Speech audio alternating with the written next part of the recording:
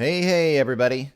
If you're listening to this, you are listening to the first free hour of this episode of The Shift with Doug McKenty. If you like what you're hearing, please consider subscribing to the show in order to access the full feature-length versions of the podcast, as well as have access to the members forum, where we discuss potential topics and interviews and dive deep into the overall concept of The Shift. For only $6 a month, not only do you get the full-length episodes, but also an opportunity to co-create with me, your host, Doug McKenty, the future of the show. Go to www.theshiftnow.com or patreon.com/theshift and sign up today in order to help make the shift possible. Thanks for listening and enjoy the show.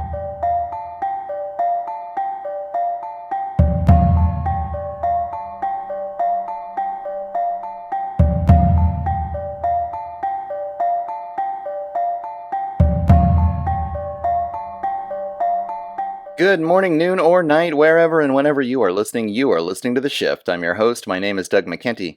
This 107th episode was recorded on February 2nd, 2020. Today on the program, I'm happy to welcome back full-time organic farmer and part-time historian Dwayne Hayes.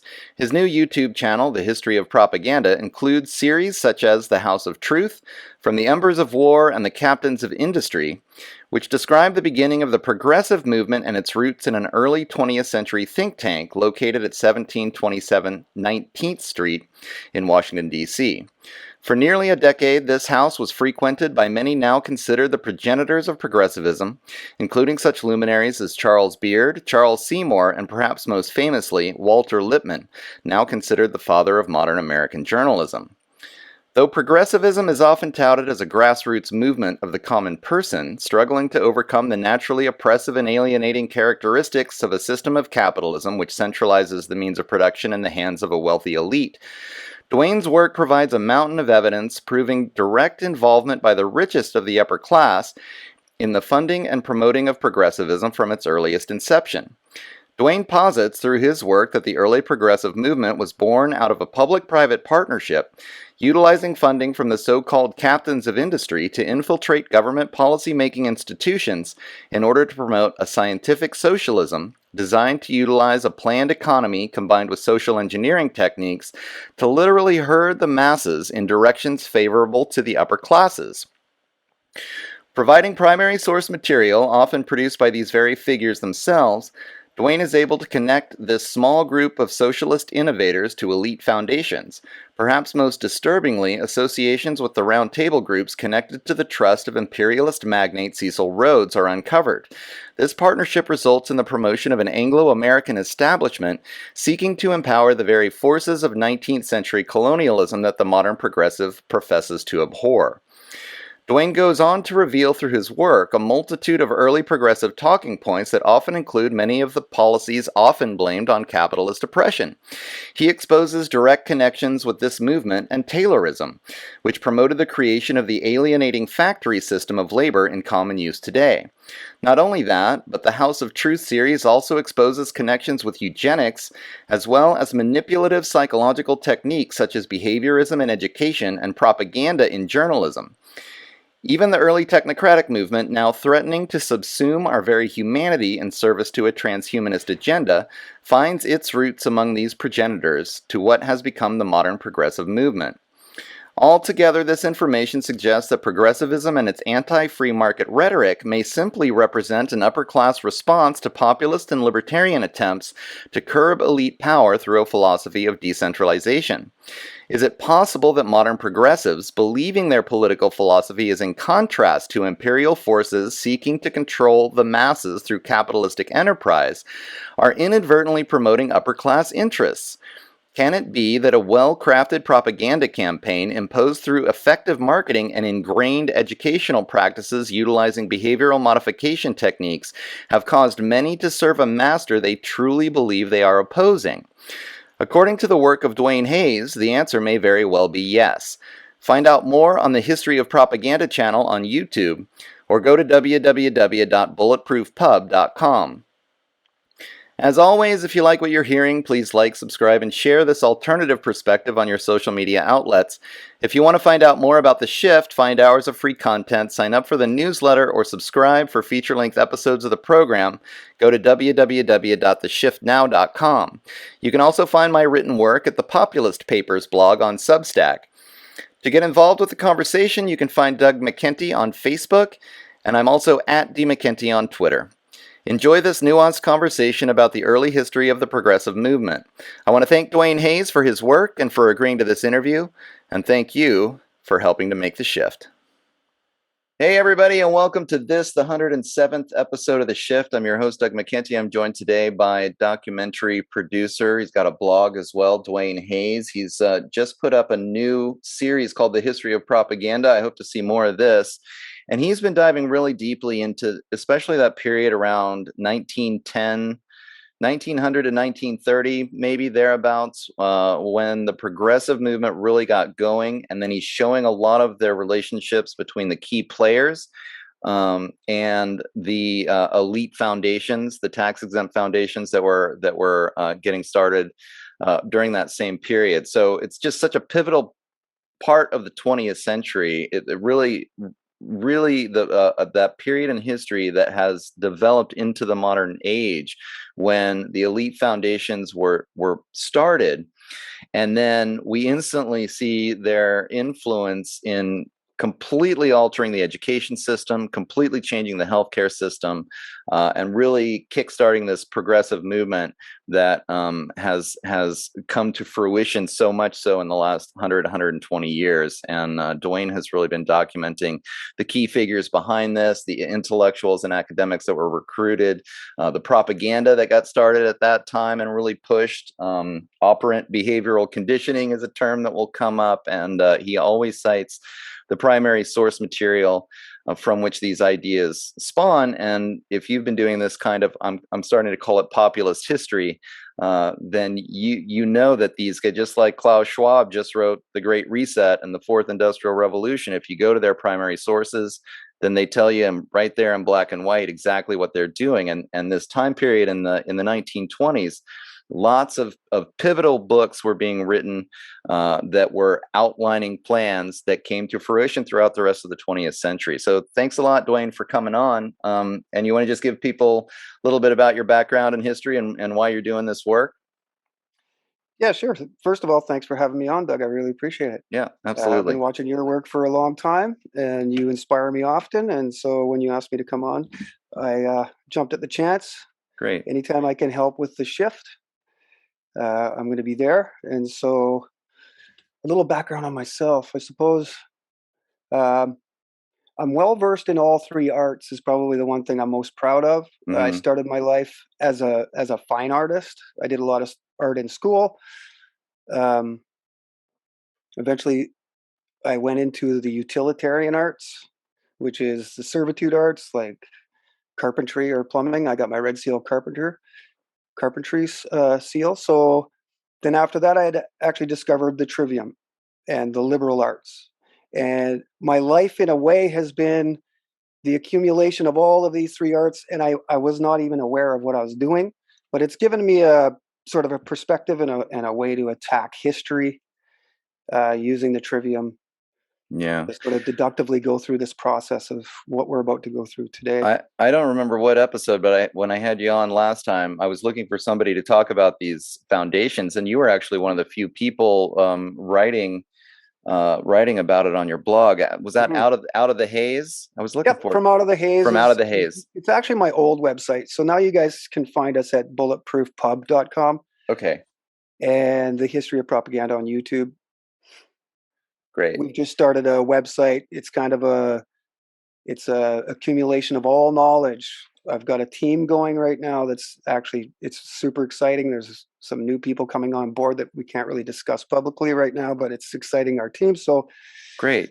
yeah, that's kind of where we're at. And so Well, where I should probably start here, you talked about the time period. And so this time period of the progressive movement really coincides with Woodrow Wilson's presidency. So 1912 he gets elected. In 1920 his two terms are over. So in that 8 years, it's actually pretty profound, the differences of the changes made to the American society. And he's largely responsible in that he is the man in charge at that time. So, he's actually looked at it. Historians will look at Woodrow Wilson as a father of progressivism in Hmm. that he wrote The New Freedom in 1912. This is his campaign platform. And so in 1912, this is the year that there was the three presidential candidates, Wilson, Taft, and Roosevelt. All three of these guys are members of the Century Club. So we start to see connections between the gentlemen's dinner clubs and uh, secret societies through the fraternal order, through their time in universities. And so they get presented to the public as on different sides of the argument, but they really are from the same school of thought. Right. So Teddy Roosevelt, his platform in 1912 was the New Nationalism. So that was coined by Herbert Croly, who founded the New Republic. And so Hmm. both of those actually, it all really starts from Roosevelt. And he's really the one that pushes this progressive movement. And that consists of three things: it's a strong, efficient workforce, prepared military, and then a centralized government to control private industry. That's interesting. And I want to preface this conversation a little bit because I'm starting myself, and I've started this blog. I'm calling it the Populist Papers because I've come to the Yeah. conclusion that this movement, I'm just tired of calling it conspiracy theory movement. Right. Like, why Yeah, are we using absolutely. these guys' terms? Sure. And I came to the conclusion, according to my interpretation of history, that what conspiracy theory is, what's often referred to as this, is actually just the continuation of the populist movement that started in the 1870s, thereabouts, after the Civil War, with the rise of the robber barons that I argue were created out of the Civil War because they were essentially defense contractors. They made bank on the Civil War, and then they Right. were able to extend their wealth and power and government connections into kind of this rape of the western half of the United States for resources and building up the railroads. And then of course the oil and the Rockefeller get started during that period as well. So it's interesting that you bring up Roosevelt, because I think that the populist period, the populist movement of that day, was gaining steam until that kind of interesting, I believe it was the 1904 presidential election when Teddy Roosevelt was elected. Mhm. Um, and there was like this interesting split, and that was the height of the populist movement. I think it was Senator William Bryant. Bryant was his name. He Yeah. made this famous cross of. William Jennings Bryan. That's right, William Jennings Yep. Bryant. Yep. And he talked about silver because at the time the populists understood that the gold racket was driving the currency, the monopoly of the currency, just like many conspiracy theorists discuss today. And they were trying to include silver so they could expand the currency markets and allow more people access uh, to a more free currency market, so people could actually, it's I think the artificial scarcity created in the currency market that's so oppressive to so many people. So that was their answer, their solution back then. I've done interviews with Ellen Brown from the Public Banking Institute, and she talks about like the Wizard of Oz book that was written during the same period, where he was a populist and he was trying the red slippers in the movie were initially silver slippers, and the yellow brick road was a metaphor for the gold standard, Right. and so this is kind of, it's just fascinating because I think that the upper classes, they saw the threat from this populist movement, and perhaps potentially this period of history that we're about to talk about was in response, this buildup of the progressive movement to convince the masses that progressivism was the new liberal way of thinking, Right. because they actually feared the populist movement. And I also want to say before we get started is, I am coming out a little bit harder against progressivism in general, just because for all this time that I've been doing this podcast, I've been wanting to figure out a way to combine the left-right paradigm, but I'm getting to a place, especially with what's been going on the last 2 years, where my progressive friends have really stopped. They've kind of crossed a line, in my opinion, when it comes to individual rights.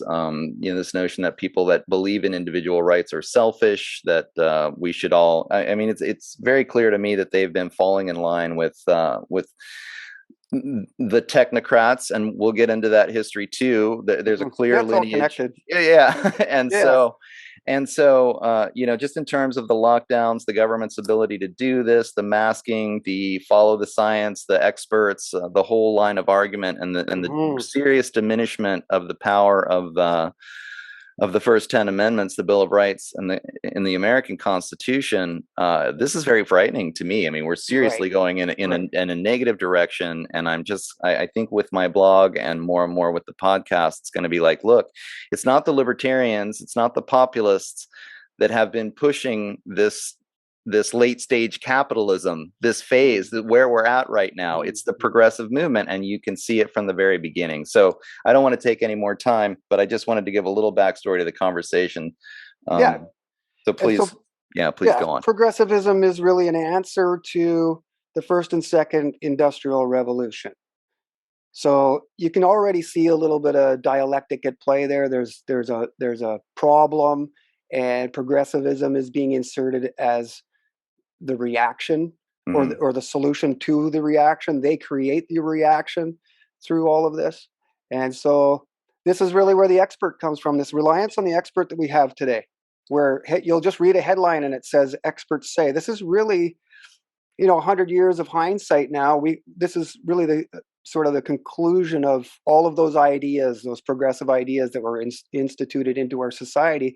So we're in a very beneficial place right now, and that we can look back. 100 years of hindsight is invaluable. We can really determine whether these decisions that they made back in the day has served the following generations, of which we are. That was the whole reason behind the progressive movement, to sort of ameliorate the poor, to help smooth out some of the transition between the industrial revolutions, right? And so, I don't know, you see how they use it. And so this all starts at this, and this is the strangest part about all of it, is that this really, the progressive movement originates in one living room, and it's called the House of Truth. And this house is still there. You could go visit it today, and it's about a mile from the White House. And so you can walk to the White House from there in about 10, 15 minutes. And in between that walk is all of these gentlemen's clubs, like the Metropolitan Club. And so you can see how, and then when you start to see where everybody was living, they're all kind of living all in the same area. But this one house at 1727 19th Street is an amazing place, in that it has, as roommates, the founding father of American journalism, modern American journalism, Walter Lippmann. He enters the house at the age of 22, and he's coming out of Harvard, Phi Beta Kappa, cum laude. So he's near the top of his class. He's been groomed through Sachs School for Boys, which is Goldman Sachs. Julius Sachs is the creator of all of that, and it's really just a prep school for Ivy League. I mean, it's got a different name now, the Dwight School. And this Dwight is actually a former president of Yale. So you can see where these prep schools, and especially the one that Lippmann went through, was just a preparatory for him to get into Ivy League.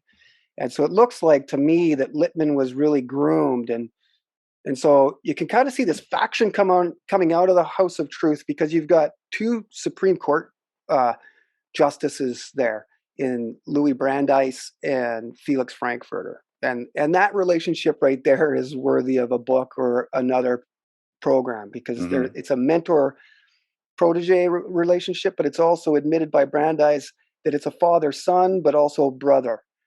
So they're very, very tight.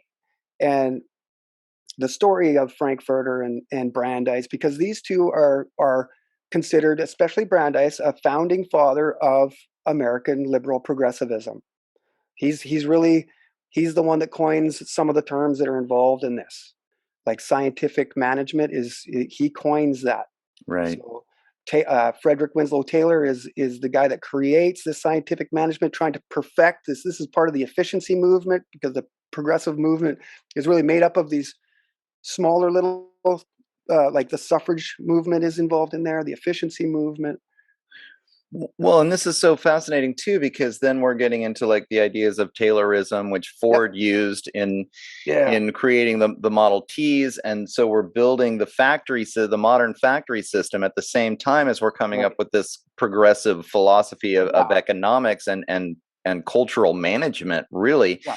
Yep. And so you can already see, I mean, it's the upper classes that are interested. They're trying to figure out Yeah. how to mass produce, how to centralize the means of production, and they've got these guys, they've basically collected them all together in these think tanks, just like we see today, these Yep. public-private partnerships. And this is just Sure. basically the kind of the original example of this type of public-private partnership, Yep. where there's a think tank that's in this house, and there were over 100 members at one point, right?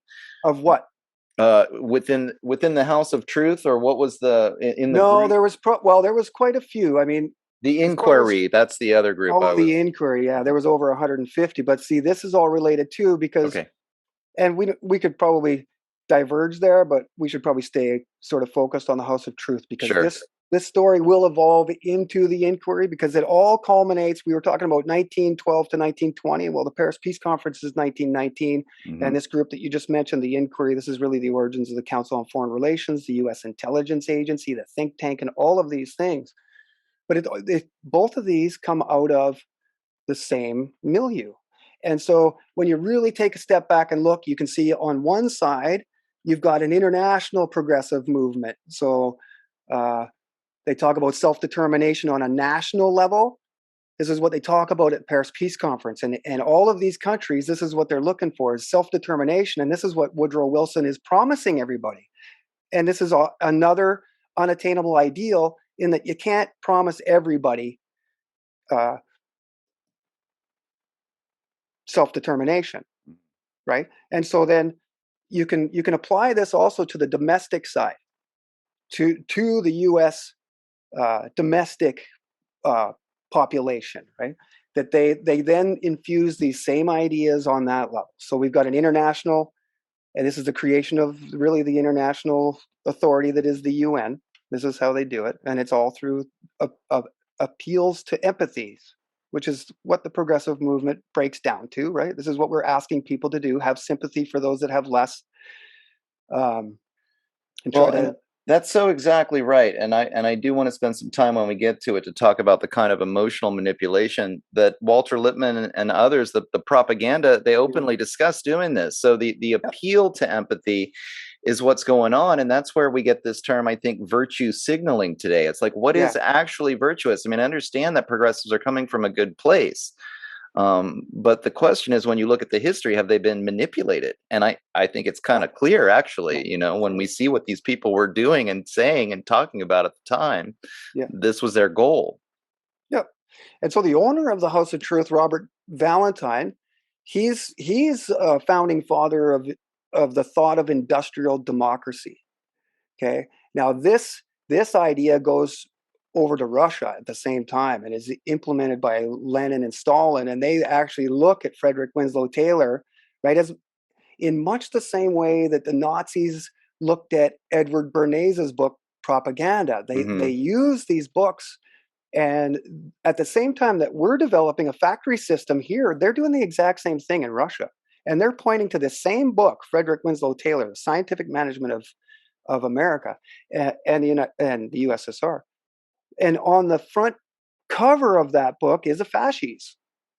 So fasces is what you said earlier, this public-private partnership. So when we hear that language today, we can associate it with fascism back then, because Right. it's the same thing, right? Public-private partnership is really just a definition of Mussolini's version of fascism, corporatism, right? Right, exactly. Yeah, I mean, one of the other issues, there's so many big topics because this period in history is the beginning of Yeah, all of this. But sure.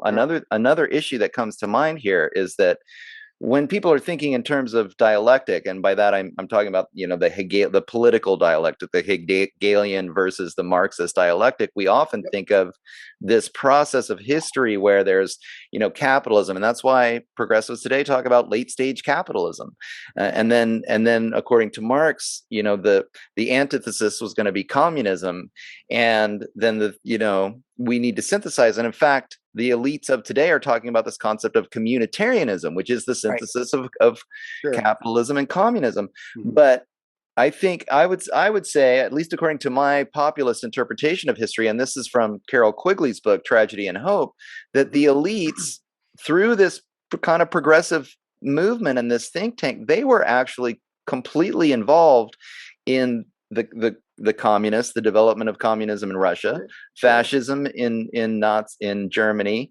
and quote unquote capitalism in the United States, or so the And democratic China. socialism. Yep, and you see the China same was thing all over actually the place. one of the first countries that they went into with their money. So rather than observing history through this kind of like progression from capitalism to communism to communitarianism, the type of historical paradigm that so many people use, and I have a hard time breaking people out of this habit. They want to, they want to believe that this is how things work, that the free market grew into the socialism or communism, which will then evolve into the next thesis, Mhm. is actually not the case. The actual case of history, the historical paradigm that I would argue is from the populist perspective, at least from my perspective, is that the wealthy people have been experimenting on us with different forms of social management. That's a good Communism word to was use. was one idea, fascism was another, and social democracy slash capitalism was another idea. And Mhm. they've been seeing which one makes them the most money, right? Right. Yep. Over the last 120 years. Yeah, and experimentation is the word that they all use. Mhm. So, uh, the one thing I want to get across here too is all of these members of the House of Truth actually have a designated purpose. So you can see where Louis Brandeis is actually he's considered a radical activist judge, which is groundbreaking, right? It's never been done before. It totally reverses the way that Supreme Court justices were supposed to rule law according to the U.S. Constitution. Mhm. This is all prior to Brandeis showing up. And then he presents what's called the Brandeis Brief, which changes the whole way that law is looked at or argued. And it's through a more factual presentation. It's really what we're familiar with today. If we were to watch Law and Order or something like that, it's really sort of what we're used to. And there was something I was going to say about that all, Brandeis. Uh, Mm, yeah, the it's the experimentation we were talking about, right? Okay. So, in his own language, and Frankfurters, they're constantly using this word experimentation, and it's to do with the U.S. Constitution. So, back in the day, there was a lot of upset people. Both of their, uh, both of the Frankfurters and Brandeis's election to the Supreme Court was highly controversial. It actually took several days, whereas it never had before. But it was so controversial that they really had to argue themselves into that position. Uh-huh. And so once he got in there, you can see all kinds of experimentation on the US Constitution being done. And this is really where I sat back and I was like, wow, okay. So now we are Right. actually seeing them admitting, and we can see the effects and the results of experimentation. So we wonder sometimes today why somebody that we know damn well was guilty got off, or the other way around. It's because really morality was removed from jurisprudence, and Brandeis was a large part of that. He's not the only guy. There's a total movement happening there, but he's by far the most highly influential guy. He's he's at the height of his career. He's an international Zionist. He's probably as close to a leader of the international Zionist movement, let alone the American movement. So he's very influential. He's right beside Woodrow Wilson. He's writing speeches for Woodrow Wilson, and he's actually paying Frankfurter to do a lot of his work, his activist work, because he knows that the public persona is not going to take a judge, an activist judge. so willingly, especially in that day and age. Now we see activist judges all the time, especially Right. during the Trump era. We were seeing judges just do whatever they wanted to do. Right. I mean, this is the notion that basically a judge's interpretation doesn't have to be rooted in common law or Hmm. precedent so much Yeah, as in their feelings about. I mean, it allows for a super broad interpretation of the Constitution. So exactly. essentially, anything Subjectivity, goes. right? And so there's another one. When you see subjectivity entering into things, or you're being removed from the source, whether that's information or spirit or whatever it is. These are the Hmm. little tricks. And so that's another thing I would like to get across today is some of the language that they use. And the one interesting part of it was that, and you mentioned this in the intro, was that these guys all wrote books. They're all of these guys. So Walter Weil is a founding father of progressivism. So is Herbert Crowley. He writes The Promise of American Life, and it's considered the progressive manifesto. And everybody points to it, including Teddy Roosevelt, as the nexus of the progressive movement. Okay, and so around Crowley, you've got Woodrow Wilson, and so Walter Weil writes The New Democracy. This is all within. This is 1913, 1914, maybe 1915. All of these books come out. The New Democracy, The New Nationalism, The New History by James Harvey Robinson, The New Freedom, Woodrow Wilson really gets the ball rolling. And then in the 30s, you've got FDR with the New Deal. And Right. now today with Ocasio-Cortez, you see the Green New Deal. So you can see this whole line just goes all the way through, and it's been the same for 100 and something years. So this is where I started to really realize that this ideology could be a problem for us. Right. I'm not trying to offend anybody at all. I'm just, Yeah. telling what we found through documenting history. We're using primary source material. We're using their own books, and we're determining, that there is a methodology here to overtake the United States through manipulation of the U.S. Constitution, through changing history, through changing what it means to be free, to change the definition of what a republic is, to change the definition of democracy. Okay, so whenever we see new, it's implied motion. Okay, and that's progressivism.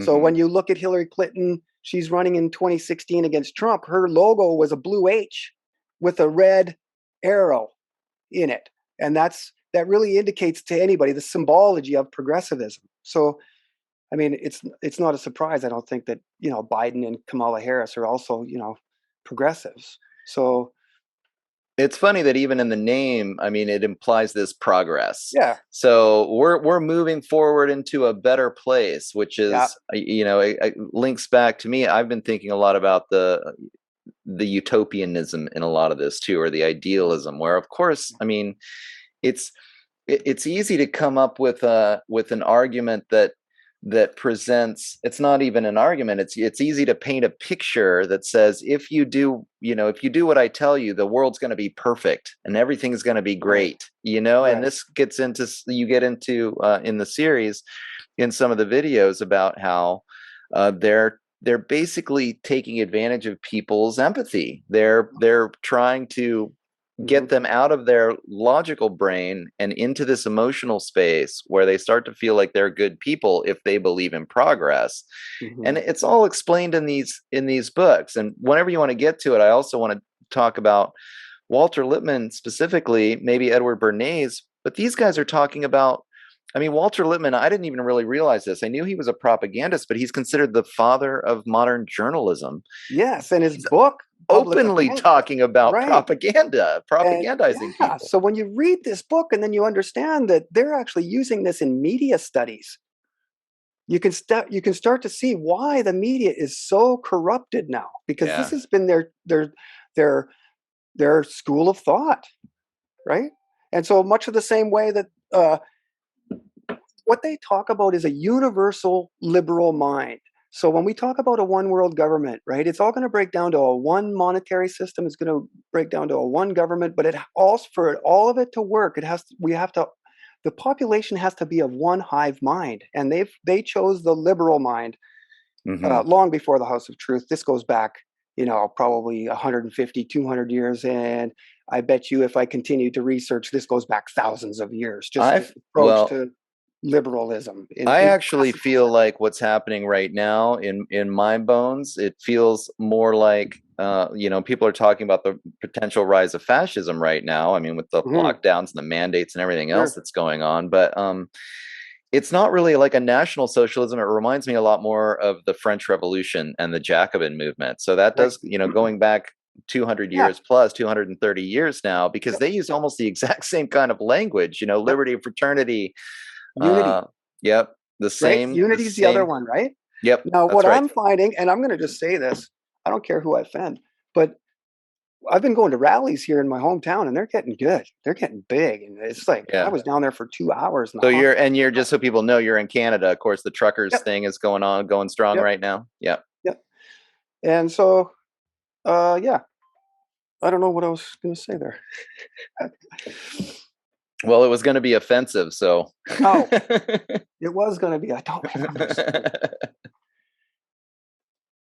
The Uh, ultimately, I mean, yeah, I don't want to interrupt too much, and I want you to just fill us in on the history that you've covered. But what fascinates me, I think, the most is that these guys basically openly talk about, while at the same time, the verbiage and the language is, "We love the common man. We're doing this to help the poor." yeah, The progressive movement is about, the wealth inequality and helping people out.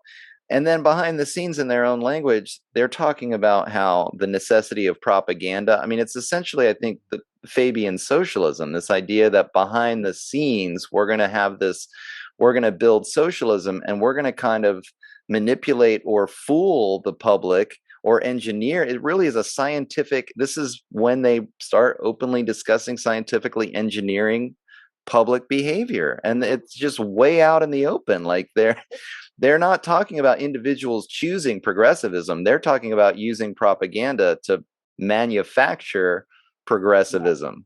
yeah. And so you're talking about Walter Lippmann, and you can find all of this personified in him. Right. And so in public opinion, he puts forth this idea that society has gotten to be so complex that the normal, ordinary, average Joe can't keep up. And so this is how they infuse that belief system into society, is that it's far too complicated for the ordinary average Joe to understand. So we're going to have to rely on the expert. And this is the theme throughout public opinion. Uh-huh. And so in that book, he coins the term stereotype and manufacture of consent.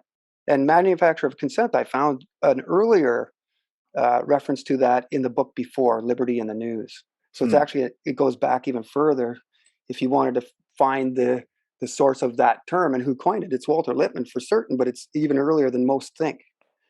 And so one of the things that surprised me about Walter Lippmann was just how influential he was. He wrote the 14 points for Woodrow Wilson. He's the primary Oh, author of that. wow. Okay, and so he's also having he's a member of multiple gentlemen's clubs, Metropolitan Club, the Players Club, all of these New York dinner clubs that are very private and very secretive. And so it's one place that we would really not rather see our journalists, you know, rubbing shoulders with the elites at their secret Right. private clubs. Yet he did this. And still to this day, some 100 years after he started his career, mainstream historians debate on whether he's an insider or an outsider. So he's very influential in policy. He's not just talking about it and criticizing, but he's writing for presidents. He wrote 14 points, which is the 14 points is actually the culmination of the inquiry's uh, study. And these were the recommendations after a year and a half of study leading up to the Paris Peace Conference. They recommend uh, that the world would run better if there was certain things changed in it, and this turns into the 14 points, which turns into the League of Nations, which ultimately is canceled because it goes against the very U.S. Constitution. But it is really the precursor to the UN. There's a direct line of proof that goes all the way from 14 points to the United Nations today. So you can see why he's influential. He's really steered the direction of 20th century journalism, certainly, but I think even his influences spill outside of what anybody would expect. You know, he was military intelligence. He was a captain. He went to Europe just before the armistice to spread propaganda. This is all admitted. I've got it all off of Yale archives. It's just documented historical fact that he was writing the propaganda leaflets that were being dropped from planes over the enemy lines to try to intimidate the Germans. And you know, there's a lot of secrecy about that time there. A lot of people are wondering what exactly happened because he leaves and comes back. And then when he comes back from Paris, he's so disillusioned that this is where he writes Public Opinion. He realizes because of the propaganda of the Paris Peace Conference, and this is the same realization that Edward Bernays has from Paris, is that if we can influence people during times of war so effectively, can we do this during times of peace? Right. And so they tried it and they figured out that it really works well. And so here we are with it. This creation of circumstances is very Bernaysian, right? And so we see that all the time in our world, just the creation of circumstances, the elaboration of facts to help create something so that they can make moves off of that, right? Yeah. So, And manufacture the consent. I mean, that's just the thing, that yeah. the anti-democratic and anti-rational. Like they don't, it's not like people have this belief that we live in a society where we all get our news and then we all make choices and then we all vote and Right. then, you know, and this is how the process of democracy works. And that hasn't, I mean, these Nope. guys changed that entirely 100 plus years Yeah, ago. it's They're never been in your lifetime or our grandparents' lifetime. right. The news has never really told the truth. And so that was one of the things as my research kept going back, because we decided to just chase sources. So we started it today and we've been going back and seeing how far this goes. And that's one of the things we discovered. Now, the other thing I wanted to mention about Lippmann is he's close personal. You mentioned Fabianism. Well, he's Hmm. close personal friends with Graham Wallace. When he goes to Europe, he stays at Graham Wallace's house and crashes there for weeks at a time. They're like really close friends. I've got pictures, super interesting pictures of Lippmann with Graham Wallace that I've never seen publicly, but I found them off the Yale archives. I haven't published them yet, but they're just Oh, amazing. wow. You want to tell So, people about Graham Wallace? well, Graham Wallace is a founder of the Fabian Society. Really is, you know, some might consider Sidney and Beatrice Webb and others to be, but he's right there. He's Hmm. involved in all of it, you know, and so when we're talking about the Fabian Socialist Party, we also have to understand that that's the British Labour Party. That's the beginning of the British Labour Party. Right. Right? So Now, we're this is the other interesting thing, Doug, is that the House of Truth, it's not just Frankfurter, Lippmann, Brandeis, Oliver Wendell Holmes, but it's also Eustace Percy and Lord Lothian, Philip Kerr. So these are roundtable members that are mentioned in Carroll Quigley's books, Tragedy and Hope and the Anglo-American Establishment especially. So this really was surprising too, that we have British and those are delegates. people connected with Cecil Rhodes. So Yeah, this is a direct these are line total rounds to table members. Yeah, these, and so you also see this once the inquiry gets involved, is that they're all Anglophiles. They're all pushing for this American British reunion, is what they right. were calling it back in the day. Not an Anglo-American establishment like we're used to, but they were calling it an Anglo-American reunion. This is their language that I found, and a lot of these guys in the inquiry, like George Louis Beer, is like the most uh, educated person on colonial policy and how it relates to the Americas. He spent the large majority of his life up until that point uh, studying all of that and understanding it. And that's the big reason why he is actually involved in Paris. And he becomes the liaison between this House of Truth group and the inquiry, and then the rounds table. And Interesting. and a lot of these guys are actually ministers without portfolio. They don't even have a label. And Brandeis is there too. Like America recognizes Brandeis as an unofficial member of the Woodrow Wilson administration. This is just this was common knowledge. This is what people knew back in the day. And so you see Can I ask you about the connection between? So, what I mean, my interpretation of this is there essentially you're talking about, especially with Cecil Rhodes' influence, who was just super promoting, basically ensuring that the British Empire remained cohesive. Hmm. What's the connection between this and the eugenics movement that were basically, saying that these people, the Mm. Anglo-American Well, race, is the superior race, and getting into yeah, all of that kind of sure. Same thing, themes. scientific evolution of, Yep.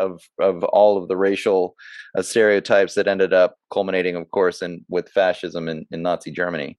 Yeah, and It's you all can part of find this. yeah, and you can find that in their language as well, because they use the terminology backwards races. So they Right. really present this problem that all of the other countries are backwards and they're not being ruled properly. And so once they get infused with this British imperial or this British or American exceptionalism, then the world's going to run a lot better. And this was Cecil Rhodes's dream. And so he dies in 1902. And so uh, Alfred Milner is the next guy that takes over. Rhodes and Milner are super close friends. Cecil Rhodes says that whatever Milner says, then that's what I say. He admits this in his books. And so Alfred Milner is in Paris. He's one of the major Hmm. guys right beside David Lloyd George, the British Prime Minister. And he's again a minister without portfolio. He's just somebody that's there, and so a lot of the rounds table members are there. And then on the flip side, on the American side, there's a lot of American rounds table members, because it's not just in Britain. This roundtable movement actually covers all the Commonwealth. So they Hmm. have one in Australia, one in Canada, one in New Zealand, and so And this was all funded by the will of Cecil Rhodes, by Rhodes money. yeah, well, it's yes, I would say that it is at that point. Yeah, for Okay. sure. I mean, he this is with the Rhodes Scholarship. So when Hmm. we see somebody like Rachel Maddow in front of the screen, we know that she comes from the same school of thought as Cecil Rhodes, in that we want to bring Britain and America together. Now, a lot of people today would say, "Well, what's wrong with that? That seems normal." Well, that's because we grew up in it. In the 1850s and earlier, it was not. I mean, when you look back at the origins of America, it was to get rid of or to get away from the rule of Britain. I think this is really what they meant by saying that all men are created equal, in that they wanted to. It wasn't necessarily races; it was that they were trying to get away from Britain. And now that's my own sort of take on it. Yeah.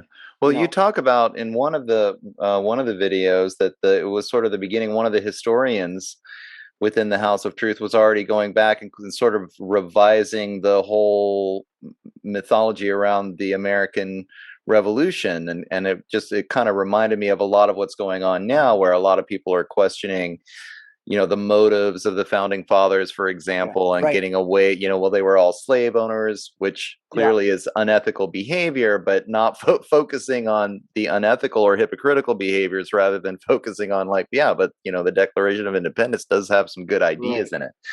yeah. And so you're talking about Charles Beard, you're talking about James Harvey Robinson, and these are both. Uh, they're both considered founding fathers of the progressive movement, just sort of in different aspects. Hmm. And so James Harvey Robinson is the one that authors the new history. Okay, so he's offering a whole new history, and Charles Beard actually is the one that he goes and reinterprets the U.S. Constitution. And there's so much conflict here, even within the faculty of Columbia University, that it creates a huge infight in Columbia, and Beard and Robinson both leave. And what do they form together but the New School for Social Research, Hmm. right? And so this is kind of the precursor to when in the 30s a lot of these Marxist intellects come over and start working in Columbia University as part of the New School. This is the University of Exile, right? This is where Rockefeller funded a lot of these Marxists to come, and they set up shop at Columbia, the Frankfurt School, right? So Right. you see the Yeah, and it's so fascinating to me. Again, I just want to emphasize all of this is being funded by the billionaire class. Like, no, this is not yeah, a movement from the people. This is no, billionaires hiring, really intelligent academics from Ivy League schools to manufacture a progressive movement for them. That's what's going on in this yeah, time period. yeah, it's not Still going grassroots. on today. Yeah, Yeah, not yeah, not grassroots. no, not at all. No, they were doing it on purpose, and uh, it's socialism. The one thing too that people might have a issue with, and this is one of the surprising things in my research that I found too, is that the imagery of socialism, we think that we I don't know if it's, at least myself, when I think, I used to think of it, the phantasm that would pop into my head would be like old Russian, you know, turn of the century stuff. But really, we need to look at socialism as the cutting edge of technology, because the Macy conferences, all of that really started uh, getting technology to help the socialist movement. Hmm. So the efficiency Well, movement turns into the technocratic movement, and this is really exactly. the socialists starting to control everything, right? That's just it. Like, we can see the lineage to what we're talking about today. The concerns about blockchain data collection or central bank digital currencies that are going to be programmable, and we're all going to be on a universal basic income where they're Mhm. using these or 5G and robots now. I mean, this is all, and then the transhumanist movement. I mean, everything we're dealing with now, the line goes straight back to these Yep. guys, and Yep. there's this combination, which is why it's so interesting to me that I hear people of the progressive mind discuss libertarian philosophy or free market philosophy as like this capitalistic machine.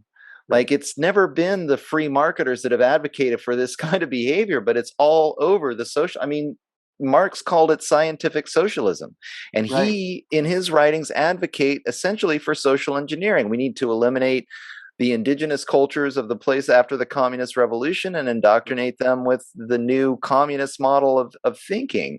Yep. So this is all coming from this, this side of the left-right divide, if you will. I Hmm. don't personally like to think of libertarianism or free market thinking. Doesn't really come from the dialectic thinking at all. It comes from natural law theory, developed prior to any of that, Hmm. hundreds of years before Hegel.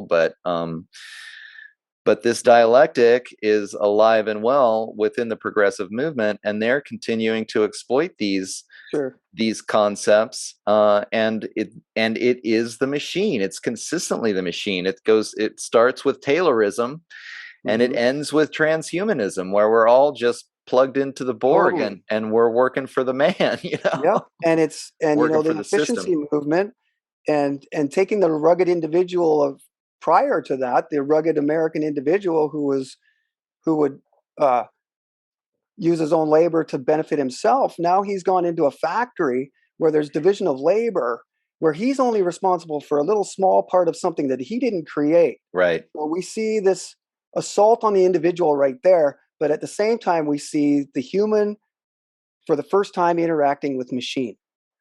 So you're totally correct that when you can see a total line from 1900, even, or even 10 years prior to that, this technological movement.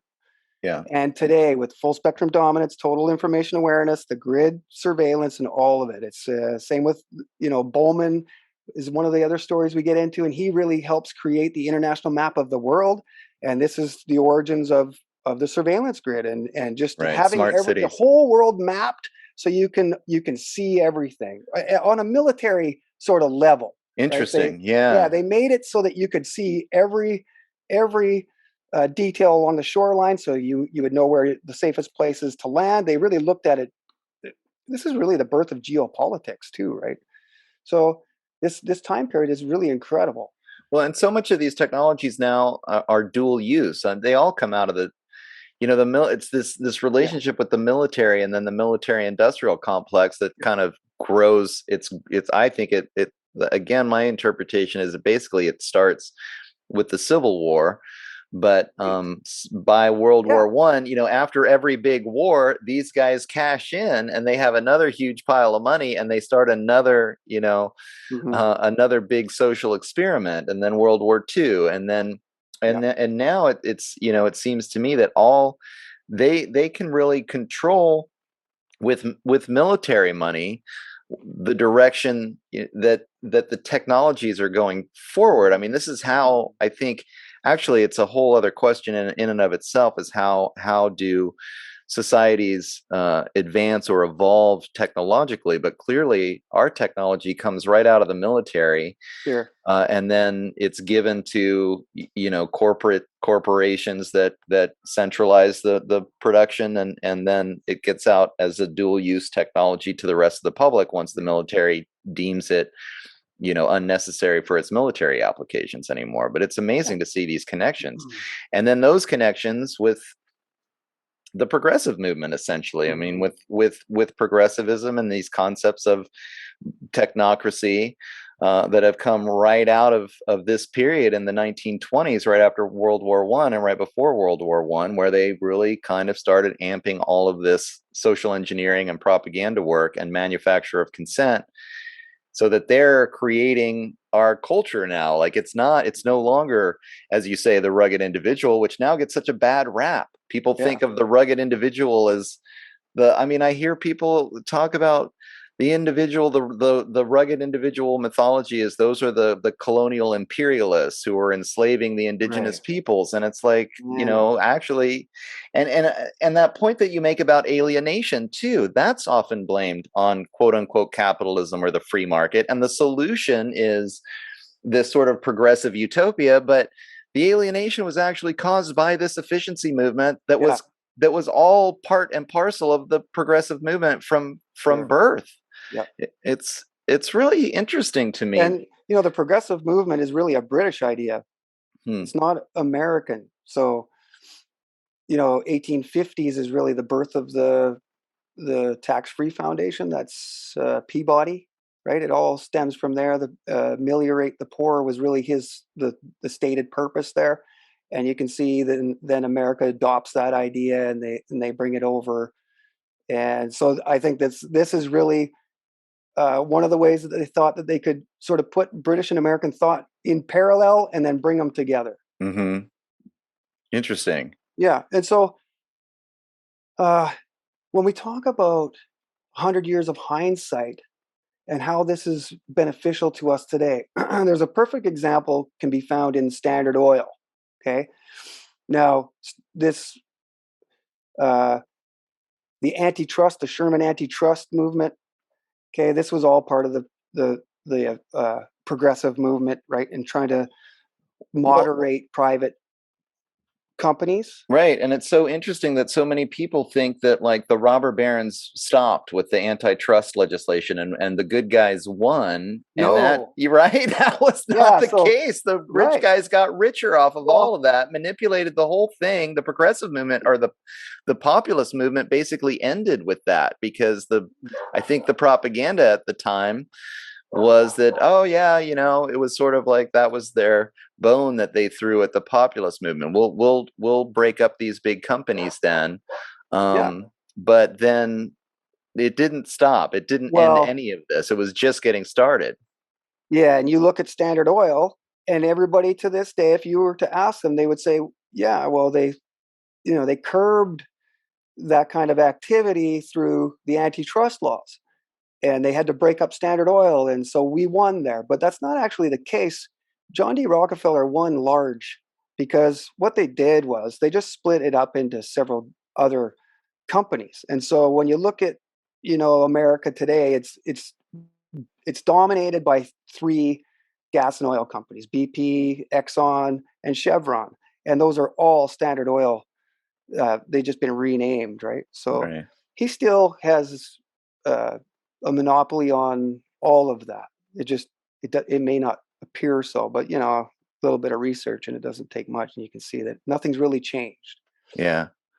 Yeah, it's so fascinating to me that there's basically like this progressive mythos that says that the progressive movement has function to curb the excesses of these capitalist robber barons. And a lot of it stems on this concept that, yeah, we fought and we won for these antitrust laws, and now, we have to have the government here to stop the corporations from getting out of control. But that's not what's happened at It's not all. what happened. What's happened is, and what happened then was that these robber barons took more and more control over the government. And now, again, like talking about the public-private partnerships, Yeah. it's I've been calling it the government corporate complex. Like, Yeah, right. this is the same thing. Like the idea of saying, people on the right want the free market, which apparently is the corporations. I mean, none of it actually makes sense when you start thinking about it. And then the people on the left promote, big government to curb the excesses of the corporate free market. Right. None of that has to do with an actual free market. And the truth is, if the corporations or the government get bigger, the rich guys win out. Yeah. Well, and so they've been rigging the one thing about this whole time. progressivism, the one thing about progressivism, this motion too, that we'll notice nowadays is that it leaves no time for questioning.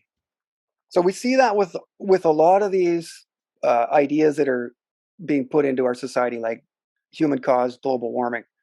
There's never really been a debate on any of that. Yeah. And essentially it's because they use progressivism. We're just going to move forward. We're moving forward. We don't have time to debate. The science is settled. Well, we saw that injections are safe and effective. And it's really it's weaponized progress almost, right? It's like it's almost you're considered an old man, and you're not with the times. Yeah. Right. These are all the phrases that they use, and as long as there's implied motion, then it's progressivism.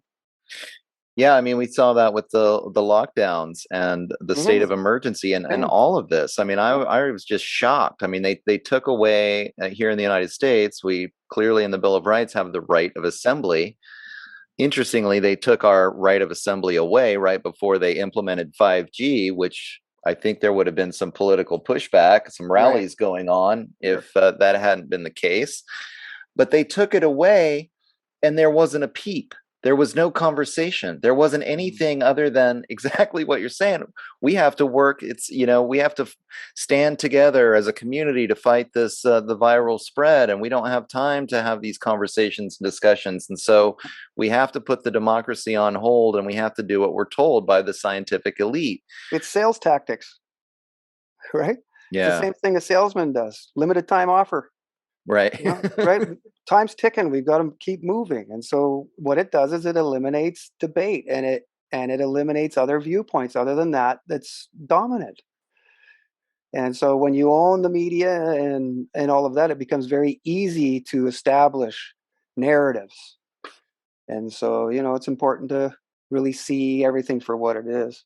It is. I mean, I sometimes wonder, because I mean, if the whole mainstream media is essentially propaganda, and there's a pretty solid argument for that. I mean, then how much of what most people think and feel is just kind of being fed to them in a way that there is no real dialogue going? I mean, there's no critical thinking, there's no dialogue that's happening, and then there's no conversation. I mean, it really is I mean, what's the point of democracy? It's all just a show. It's almost, sometimes I'm like, wow. I mean, people are wasting so much of their life focusing on a reality that's not real. Yeah, that's pretty amazing. How many memes have been implanted in our brains? How much of our consent has been manufactured without us knowing about it? And that's what's so perverse about this. I mean, we haven't even really touched on, we talked a little bit about the Frankfurt School, but there we're talking about education. So it's not just propaganda in the news,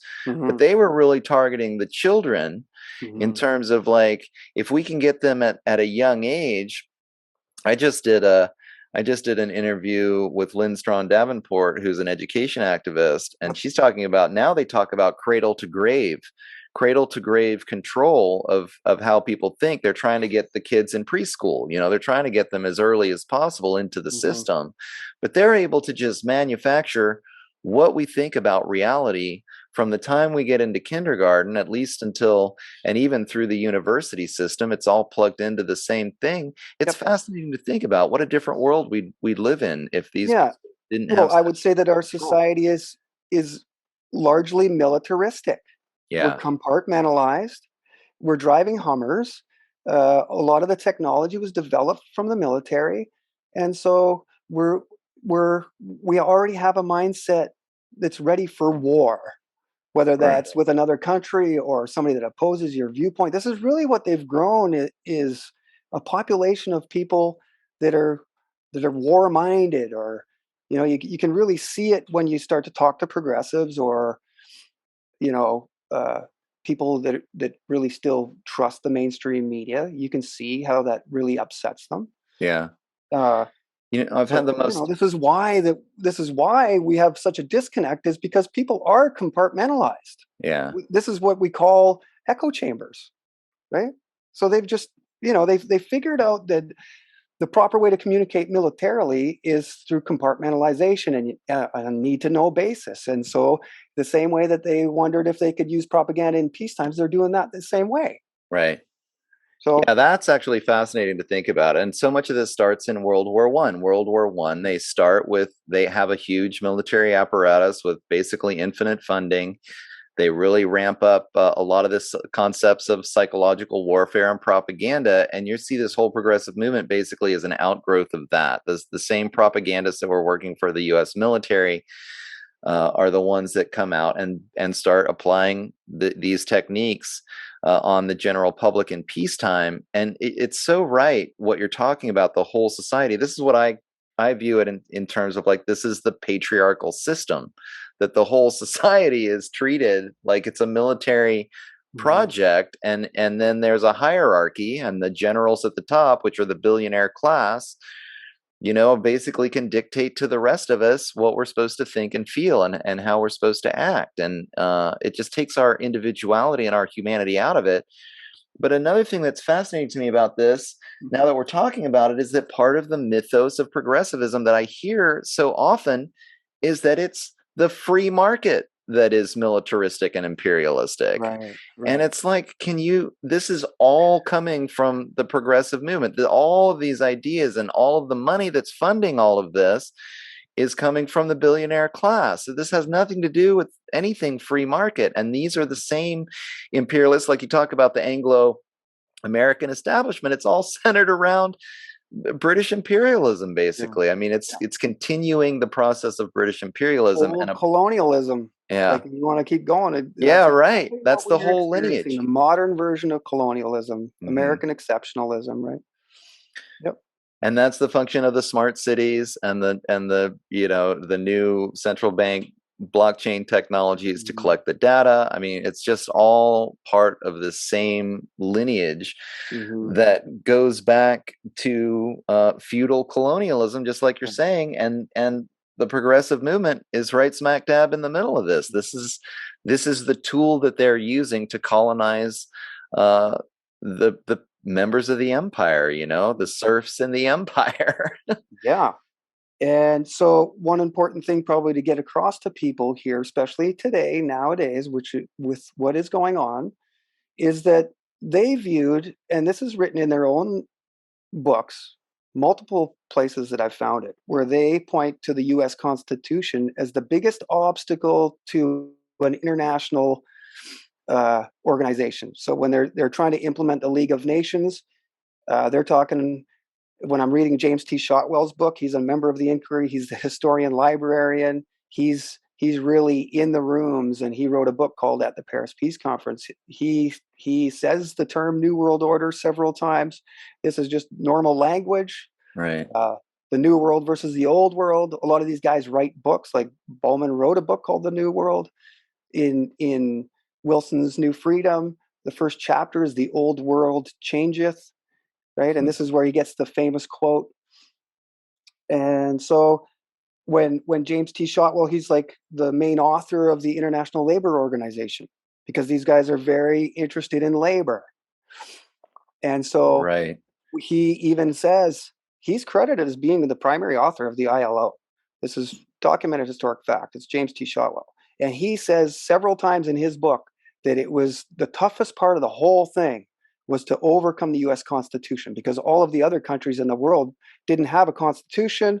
They were able to accept some of these policies that were international and sort of steering away from the nation state. And And so the this is ideas very of encouraging for us today to know that they even recognize the U.S. Constitution as an obstacle. So I know that there's some debate nowadays as to, the validity of the U.S. Constitution. I hear a lot of criticism of it, but it looks to me, same with the Canadian Constitution, the Canadian Bill of Rights. It looks to be, both of those things look to be obstacles even today. So you can see how they've worked on the population to sort of discredit personal freedoms and right. everything Oh that comes yeah. along with the U.S. Constitution. Is totally irrational, but this is why, because they want it, and this is why I think they're saving the United States and Canada kind of for last, is because they're the toughest ones. The other ones, they should be able to roll over, and then the United States, there's going to be a lot of resistance to any experimentation on the U.S. Constitution or elimination of it at this point now. They've Right. experimented on this thing for so long that I would challenge that it has as much power as it did before. They've been working on it, right? Well, that was one of the things that really actually, as COVID rolled out, it was my progressive friends that were really like, I hadn't realized that in their minds, so many of them have tossed out the Constitution. Like they literally think it's just an old document that was written by slave owners and has no Right. application. And there was no concern for things like the right of assembly or the right of religion when they stopped letting people go to church. I couldn't believe that they got away with that. Or the censorship. I've had progressive friends, cheer on the censorship because clearly, it's disinformation. Dr. Fauci says this is true. Anyone who disagrees must be wrong and they should be censored. It's just like, and that's why I've got to start kind of putting my foot down a little bit Oh, and saying, hey, you can't. I mean, first of all, however controlling you want to be, there's always going to be a percentage of the population that's not going to go along with it. yeah. So, you can try as hard as you want, but people are autonomous human beings, at least until they hold us down and plug us straight into the Borg, which is what they're going for. I mean, that's what they're Mm. trying to do. But, life finds a way. And so we're going to figure out how to get away from this. But yeah, just fascinating to me when I talk about the Constitution with people, and I do live in a largely progressive community, so I don't usually just talk politics with any, Right, right, when right. I go out. But Yeah. I'm just shocked at how few people in this community, they're ready to throw it out, and it's amazing. I mean, and I mean, what's amazing, like you're talking about, America is still stands. Even Canada has been hammered more by the mandates and lockdowns. But look what happened to Australia, my God, because Yeah. they've taken the guns. Yeah. They took the guns and they could just get away with anything there. I mean, Yeah. I don't know what I'd be doing if I lived in Australia right now. Like they just shut that country down and started arresting people who, didn't wear a mask or didn't, Yeah. follow orders or aren't getting vaccinated. I mean, it's just amazing. Mhm. Um, what they've been able to accomplish there, and we can be thankful that they haven't been able to do that here. And hopefully, I mean, it looks like maybe we're going to get a bit of a reprieve until maybe the Ukraine war or the global warming or the economic collapse or the next big Right. thing, that then they'll continue this totalitarian tiptoe as we describe it. Right. Yeah. But yeah, I mean, I got to tell you, it was frightening for me to see how many people have been convinced that the Mhm. Constitution and the Bill of Rights Mm. uh, have no importance. That there really should be no boundary between the individual and Mm. the state. That the state should Yeah. be allowed to control. I mean, I don't understand how they say they don't believe in the Constitution because a lot of the founding fathers engaged in hypocritical actions like owning Right. slaves, and then Right. they say, so let's toss it out so we can all be slaves to the government. I mean, I just, Right. it doesn't make sense. And again, it's part of this progressive mythology that is emotional. I mean, you bring it up. Right. It's they're manipulating people's emotions to make them feel virtuous when they think like this. Yep. But it's all been like, this has been a manufacture of consent that's been going on for over 100 years now. It's Mhm. fascinating to see, and it's Mhm. worked. and now it's Sure. worked on a lot of people.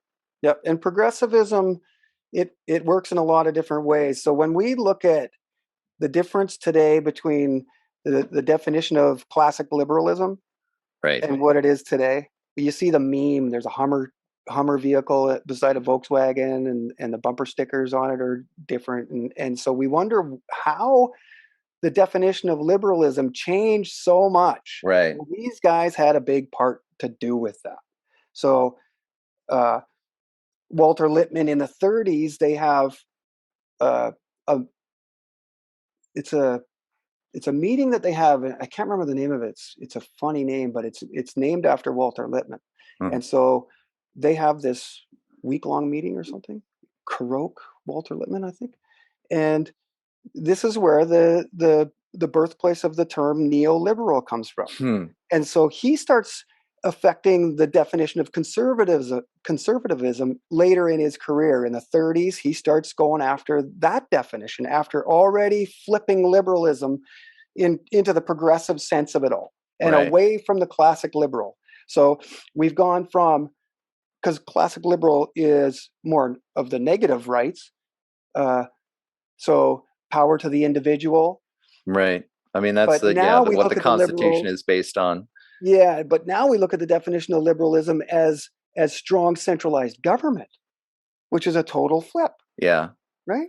So This they do inversion this. is something that, well, I mean, it's something that people are starting to really pick up on, like this inversion of language where it's Mhm. all of a sudden it's like, I mean, that's Very important to know. yeah, I mean, that's one of the things that I've been, again, like this progressive mythos. I'll have conversations with people and I'll be like, the classical liberalism is and individual rights based on the state of nature. This is the Right. anti-patriarchal, anti-militaristic, Yeah. and then it's almost like you're just getting gaslit right back at you. They'll use my same language and then be like, no, no, that's you, Right. Yeah. and Yeah. I think they're projecting their stuff on me. I mean, I've had to act. I mean, because I've gone through the process, because I use tools like the Trivium, and I really watch out for logical fallacies, and I Mhm. open-minded to the possibility of my own cognitive dissonance and my own confirmation bias. I've analyzed this, and I finally had to come to the Right. conclusion that, like, I don't think I'm the crazy one here. Like, Yeah. Right. I Right. think that my point of view is pretty valid, and these people are gaslighting and projecting onto me all of these very evils. I mean, and that's why I wanted to have you on the show to talk about the history of this. Like, if you look at look at it, like That's all all you got to of do. this comes from the progressive movement from the 1920s, clearly funded by the billionaire class. So Yeah. if you're talking about late stage capitalism or the centralization of the means of production or all these terrible things that happened, it's happened using progressivism. It Yes. hasn't happened because the libertarians are on top of the political Yep. system right now, right? I mean, Yes. And so there's two things I want to mention here, because Walter Lippmann, in his book, he mentions the social scientist as being the answer to straightening out all of the societal woes. And so he identifies the social scientist as what he calls the entering wedge. hmm, Okay. And this is actually a chapter out of Public Opinion. And he talks about in implementing the expert in between the ordinary average Joe and the truth. Right. So, right. yeah. And the other fascinating thing here to remember is that these roommates that were at the House of Truth in 1912, 1913, 1914, they all become major players at the Paris Peace Conference. So Felix Frankfurter is like a rover go-between. He's really officially kind of a member of the Zionist delegation, but he's a member of the American government, and Hmm. so he's the one that talks to Prince Faisal, and I believe that he's the one that uh, stabs Faisal in the back. Hmm. It's Frankfurter that meets with Faisal. Who's Faisal? Okay. Prince Faisal. This is where the Sykes-Picot Agreement. This is really where the Eastern War Right. Okay. starts, Yeah. right? And so Yeah. I mean, Frankfurter's there. I don't Uh, think a lot of people understand just how much that that meeting in Paris, I mean, they divided up the world for the Anglo-American establishment after World War One. I mean, it Well, was the creation of the whole 20th century happened in that. yep, it's the creation of Israel. It's the U.S. It's all the modern creations of the U.S. intelligence. U.S. foreign policy is really born at this time. This is the first time an American president sets foot on foreign soil, Mm-hmm. as far as a political movement. Or uh, it's the creation of Israel. U.S. intelligence agency really starts here with the inquiry. The Council on Foreign Relations. A lot of these members of the inquiry are founding members of the CFR, including Walter Lippmann. Okay, even his historian Ronald Steele, they call him the definitive biographer of Lippmann, and he states that Lippmann is a founding father of the CFR, and that is true because he's the first guy to start organizing information at the New York Public Library. Okay, in preparation for the peace talks, and this is really where I believe this is where the modern deep state takeover, this invisible government, really began, Mm-hmm. because it's this group of Ivy League experts that are well versed in the liberal arts that become the expert to Wilson. This is the personal advisors, and so his whole administration actually gets pushed to the side, and there's conflict there because this inquiry group is looked at as a bunch of amateurs. But really, America had no foreign policy experience up until then. They had a few guys, but in comparison to France and Britain, of course, they were just kind of rookies. And so they leaned on these guys because of that. And the amazing part is when you get to Paris, okay, so we mentioned Eustace Percy's living at the House of Truth, but Eustace Percy is like, he's right in there. He's got the ear of David Lloyd George. So does Kerr, Philip Kerr, Lord Lothian. Okay, he's another resident at the House of Truth. These are both roundtables members. They're right in tight with Alfred Milner. Walter Lippmann is there. Brandeis is not there, but he's working through Felix Frankfurter.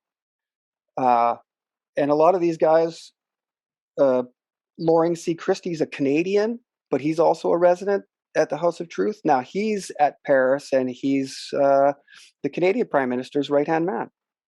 So all of these guys end up right beside the men of control there. These men of control lean on these experts and these advisors from the inquiry, and really these guys remap all of Central Europe.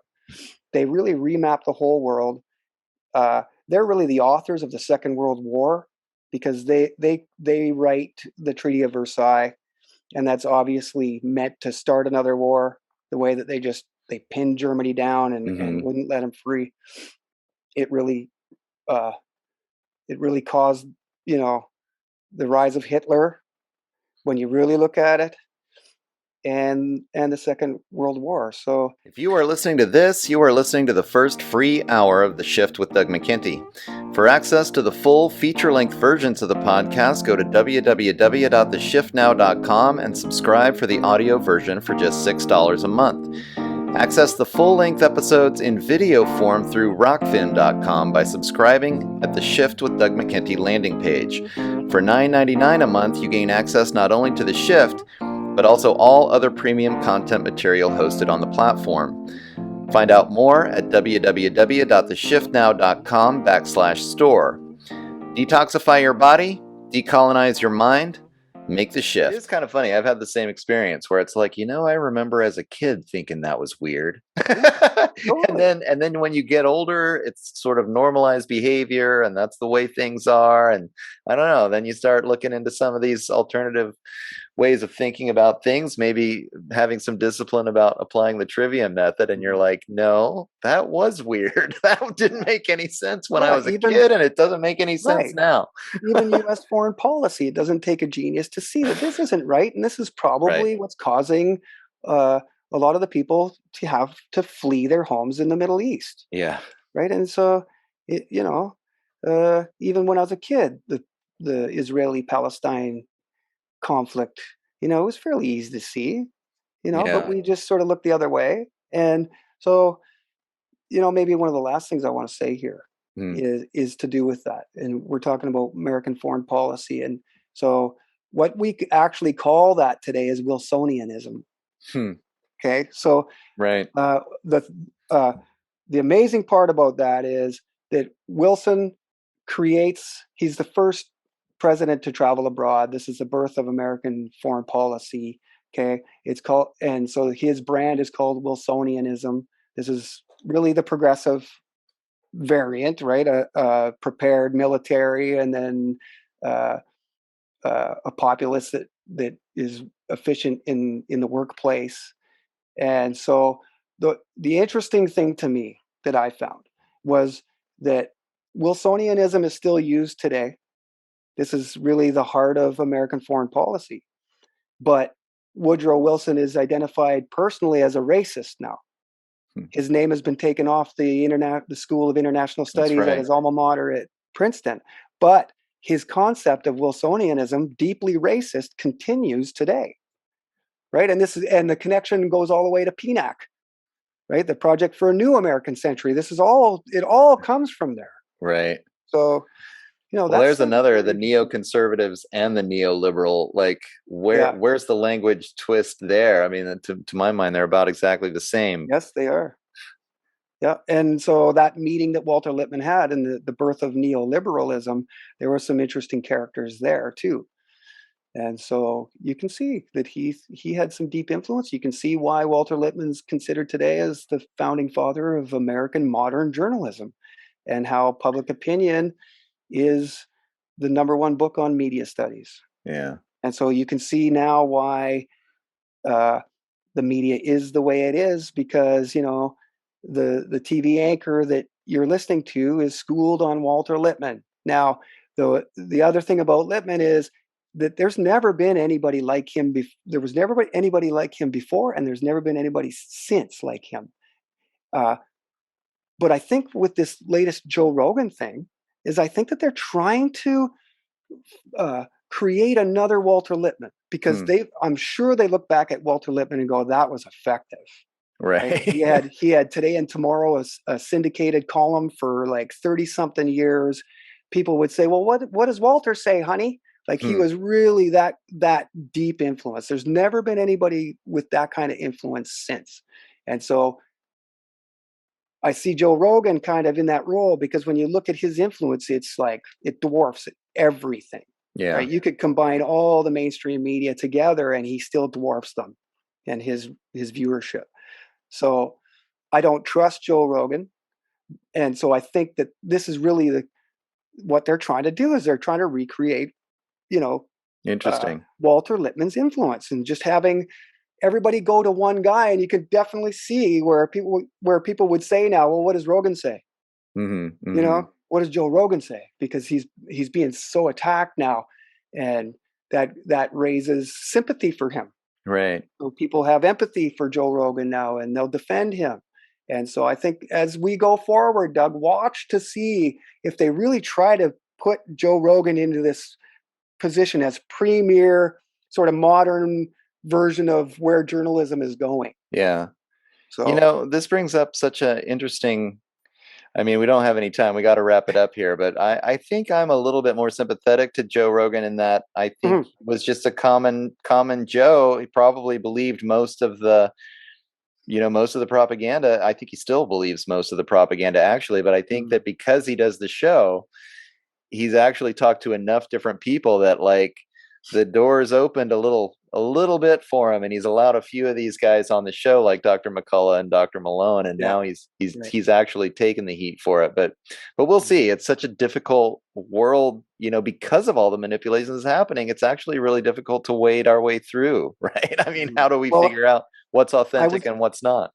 yeah, and I would, if given a choice, I would definitely take the media model that Rogan is putting forward, right? Because it's a two-way conversation Yeah, that you yeah, can be involved in, which is much different than the television. yeah. So in that way, I encourage people to uh, search out not just Rogan, but other podcasts like that, where you can be involved in the conversation. Because Yeah. I think very few people understand the television as a one-way conversation. It just tells people what to do.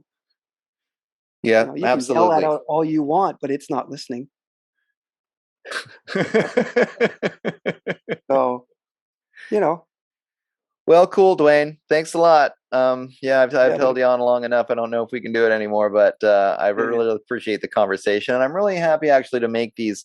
You know what you've reminded me, because I've spent so much time kind of like sticking to my libertarian principles, but trying to give everybody the benefit of the doubt. Mhm. And especially this week with some of the responses to my blog post, which was kind of me Right. almost coming out as a libertarian and saying, you know what, I've been thinking about this for a long time, and I think this is true. Like, Mhm. I think there's a perspective that's real here, and then there's Mhm. another one that's not. And having you come on, because again, so many people seem to think that it's this capitalist machine that is behind imperialism, and that progressivism is the solution.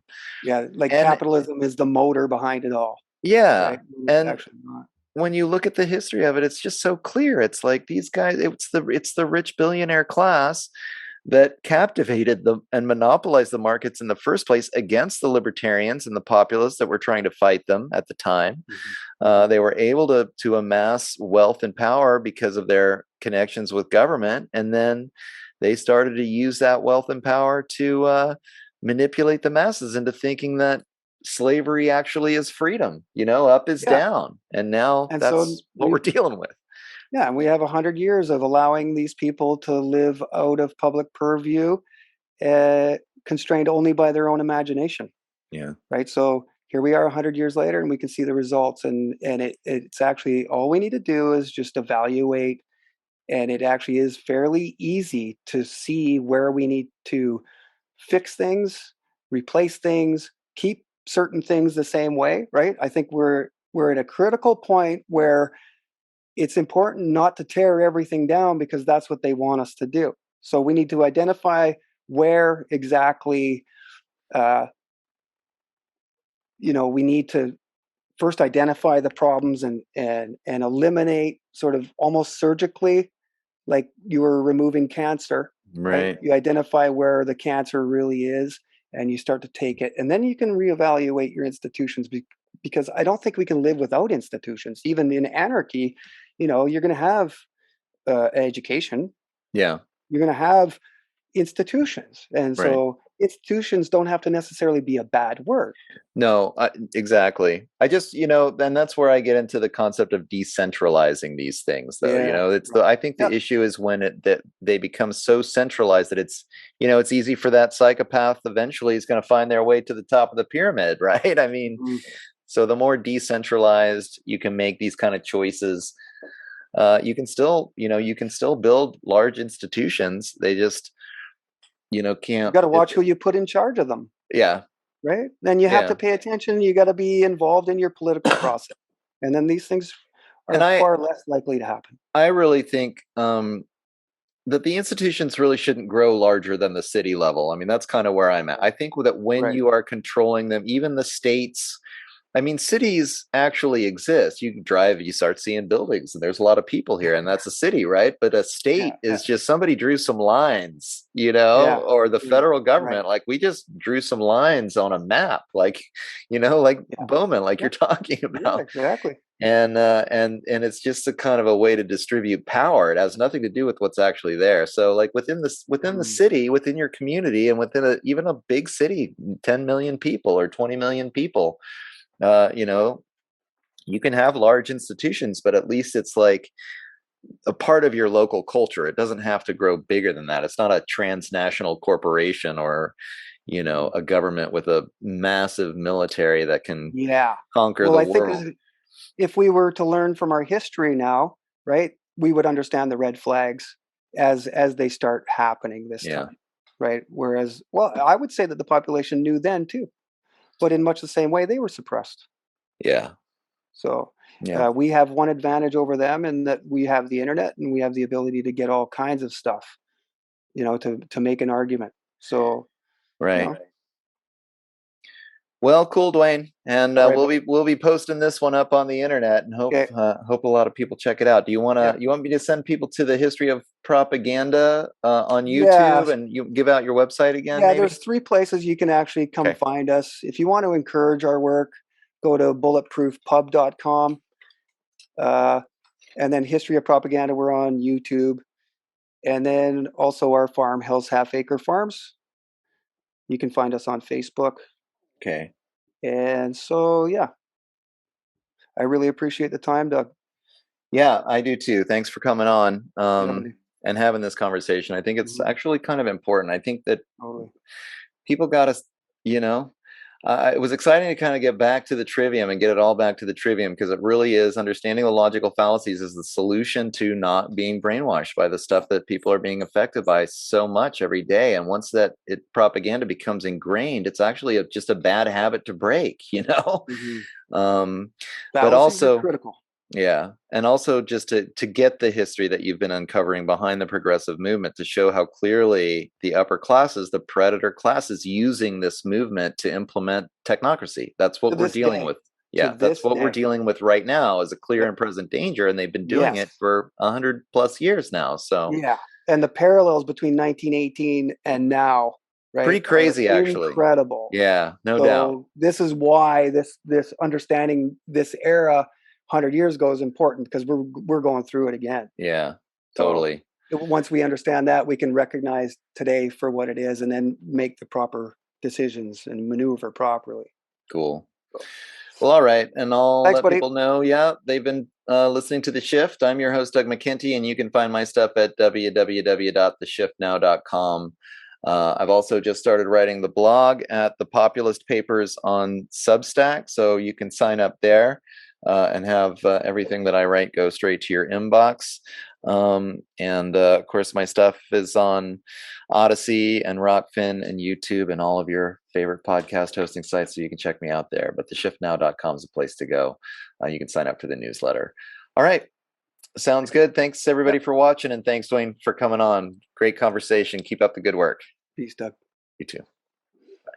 All right, ladies and gentlemen, there you have it. That's my conversation with Dwayne Hayes. I wanted to have him back on the show. I had him, I think he was like episode 25, a long time ago, because I was really looking for someone who had done some research on the elite foundations and the public-private partnerships and how these elite foundations have been involved in steering behind the scenes so much of what ended up being the 20th century. In fact, steering them towards these progressive policies that we've seen over the last 100 years become more and more part of government and how it works. And also, Dwayne is a real big advocate of the trivium system of education, which is something that I'm also all about, which combines grammar, logic, and rhetoric in a form of pedagogy that teaches people how to think for themselves. Something that I think it's extremely unfortunate is no longer taught when public education came over and became dominant in no small part due to the work of these very progressives that we talked about in this interview. They implemented basically indoctrination techniques based principally on operant behavioral conditioning created by B.F. Skinner. In the 1950s. By the 1960s, they were implementing these indoctrination techniques into public education rather than the critical thinking skills that were prominent from ancient times until really just the last 150 years or so. So that was an important conversation, but I was happy to see that Dwayne had started to do some more work. He's very busy during the summer times because he's an organic farmer. But over this winter, he started producing more and more of these videos on the History of Propaganda channel that were really diving into the beginnings of the progressive movement in the United States. And lo and behold, it happens again, as so many other things did. The Rockefeller medicine system. We're seeing the beginning of public education with the creation of the Federal Reserve, and then the tax-exempt foundation system, which allows the upper classes to invest their funds in these tax-exempt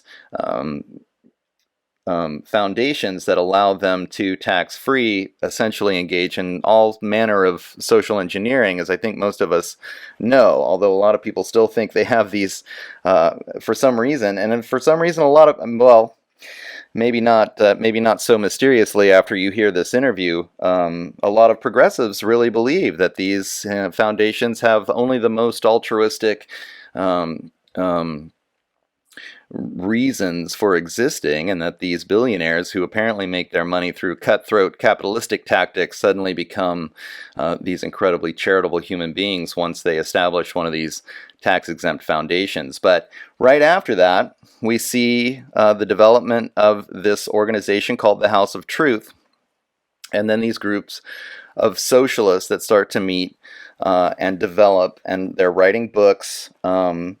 And they're getting involved in the Woodrow Wilson presidency, and really starting to directly influence public policy in this way. And this, I think, is a great example of what we now see as these public-private partnerships that are such a huge part of putting Agenda 21 together, of working with governments to implement all of these technocratic changes that we're seeing in the world today. So there's clearly this social engineering agenda at work. And I was excited to see that he's done this. As you all know, if you've been paying attention to my work, I'm becoming more and more, for so long, I was really trying to find a compromise between the left and the right.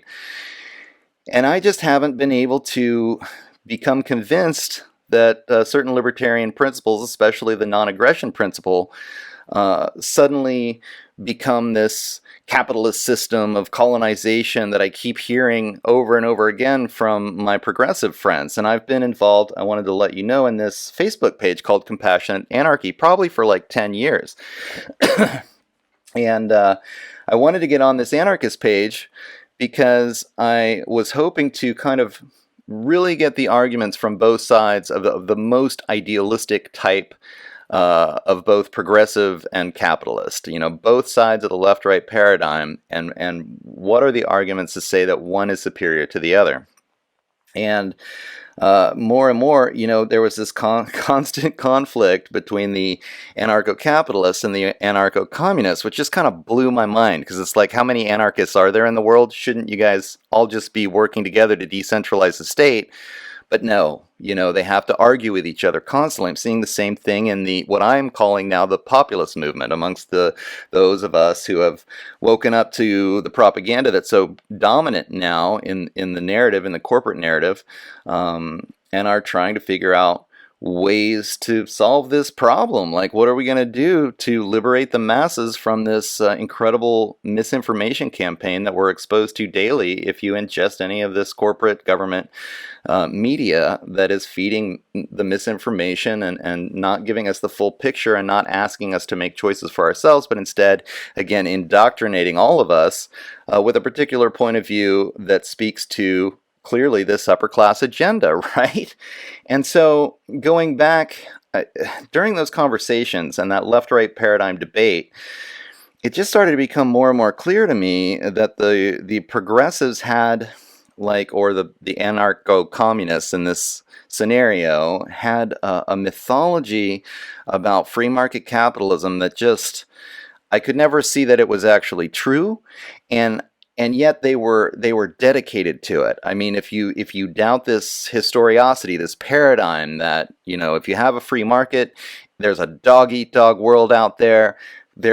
People are gonna compete with each other. The strongest will survive. They'll dominate, and then those people will end up controlling everybody, and you have this system, this modern day system of corporatism and colonialism, imperialism, that is devastating the world today, which that is clearly true, right? I mean, the question is not what is actually happening today. We mostly agree. The question is, what are the solutions to that? And the libertarians would say the solution is to decentralize power into a free market, get rid of this, essentially this protection racket that is monopolizing power in the hands of the few. And sure, they're using these, you know, the monopolization of currency to centralize the finances so that they can essentially keep more for themselves, just like any gang, just like any protection racket. So you eliminate the protection racket, you allow the market to be a free market, and then the system starts to work naturally like it's supposed to the benefit of the common people. But it was like trying to get that through to these left-wing people. It was just impossible. I mean, they laugh and scoff and call you names, and I was seeing this conflict, and eventually I realized that from the libertarian perspective, I had no conflict with the lifestyle that they wanted to live. Like, if they want to organize in communes or communal living situations or worker cooperatives, I mean, a lot of that actually makes a lot of sense to me. I think that in a free society, there would be more of a sort of a free market capitalism happening in the cities, high population density areas, because there's just not that much space. And so having a kind of a property rights system to keep track of who owns what or who controls this or that makes more sense. There's probably going to be a lot more commerce in the cities, so a lot more currency exchange, things like that. In the countries, where I think you'd see like worker cooperatives, working mines for resources, or engaging in logging, sustainable logging, or communal farming communities. That would be a lot more communistic, and it would present this kind of like natural harmonization of these two energies, the yin and the yang, the capitalist and the communist, working in harmony together to create a culture, a naturally evolving culture that would benefit the vast majority of human beings. So I don't see it as a conflict, I see it as a lifestyle choice. But nonetheless, those of the leftist persuasion tend to believe that, hey, if you're renting, if you're a landlord, then you're automatically part of this terrible system of imperialism that's going to eventually evolve through competition into this, what we have today, into this horrible cultural system of domination. Or even if you use currency, then you're participating in labor for profit, and that's automatically exploitative. And I could never get to the actual arguments that libertarians have, because believe it or not, and this is another thing, like a lot of libertarians have read many of these progressive works, just like Dwayne has done, or certainly are really familiar with Karl Marx or the works of John Maynard Keynes. And so when we have discussions about it, we kind of know what we're talking about. But what I found consistently over and over again is that many of these people on the left had never really read, say, the Austrian School of Economics, or someone like a Lysander Spooner, or going back in history, some of the classical liberals that were really espousing these views.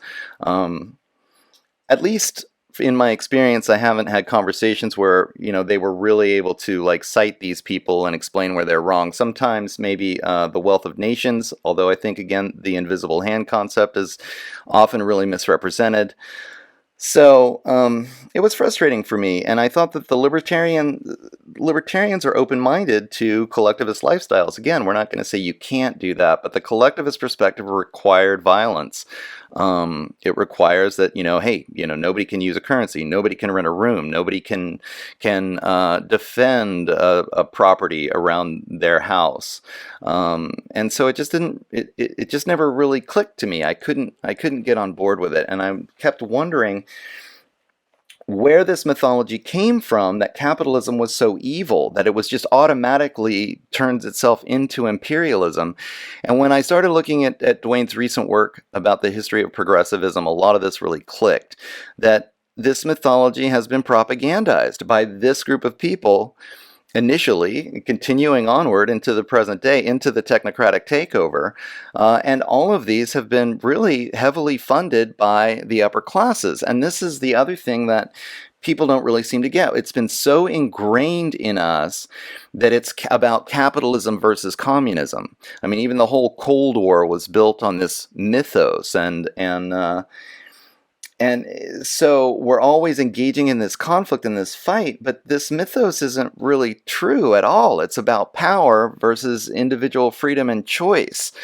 But the point that I'm trying to get at here is that, so because the mythology includes that wealthy people, apparently, or this elite, they must be promoting free market values and policies, libertarian values and policies. Now, clearly, right, if that was the case, that's what would be taught in schools. That's what would be taught in all of these universities.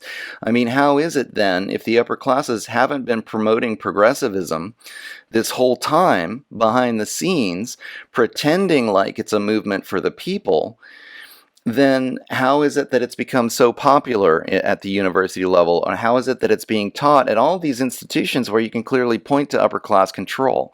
So I think it's really worth like deeply thinking about it, especially if you come from a progressive perspective, which again, I don't have a problem with your lifestyle choices. I mean, I urge you to advocate for communal living, communal lifestyles. Don't use money if you don't want to. Don't engage in currency exchanges and other things if you think they're exploitative. Don't work for a wage. But the notion that you can prevent using violence other people from making these choices, it just doesn't even seem like practical to me. It's not going to happen. In the real world, some people are going to exchange their labor for currency. I mean, some people are going to rent a room from a landlord, and they're not, it's a consensual, voluntary relationship. It's not the end of the world. You know, I've seen some progressives like get triggered when you start talking to them about these things, to where it just becomes this massive mudslinging event, like it's a personal attack. I've been writing a little bit about this, my latest essay on the populist papers at Substack. Has been diving into this dialectic versus dialogue. Let's shift the way that we think about how we use logic, and instead of trying to impose our point of view on another and feeling personally attacked when we're wrong, let's use logic as a way to build each other up and strengthen each other against these upper class interests. But you know, long story short, because I could talk about this for a long time, this myth is really powerful. This myth of the capitalist free marketeer. I even hear the term all the time, global free market system, that's promoting this technocratic system right now.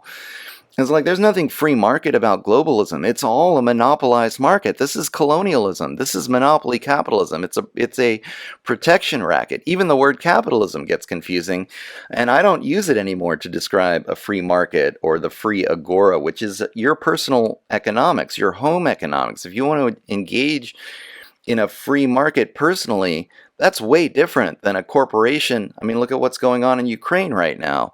You know, the corporate government complex vying over the gas pipelines going through the Ukraine and the resources that are in the Ukraine. That's not a free market. That's not what libertarians are talking about. But the presumption from many progressives is that is what we're talking about, that we're promoting this. I get this all the time. It's actually quite frustrating. And I've started to think, like in this conversation with Dwayne, that the propaganda espoused by people like Walter Lippmann and the progenitors of this progressive movement, has been highly effective. That these guys are actually promoting upper class interests by convincing the masses that this kind of central planning and social engineering is for their benefit. It's never been for your benefit. It's always been for the benefit of the upper classes. This is how the capitalist class is centralizing the means of production, and convincing the lower classes to go on along with it is through this progressive movement. So I urge you to really look at this work that Dwayne's doing and get on the populist papers on the Substack, because I'm going to be writing more and more about this. I mean, I've just over time become really convinced that libertarianism really harmonizes the left and the right.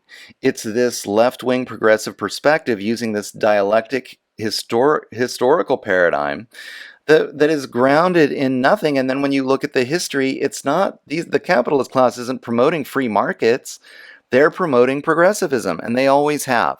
So it takes a real paradigm shift in a lot of people's brains. We were raised within this feeling of historical movements where a free market resulted in capitalist oppression, and we need the progressive movement to balance that out. But in fact, it's been these patriarchs, starting with the feudal lords, engaging in monopolizing markets, creating protection rackets, amassing extraordinary wealth, engaging in imperialism, and then creating a system of of culture management to socially engineer the masses so that we continue to remain subservient to them.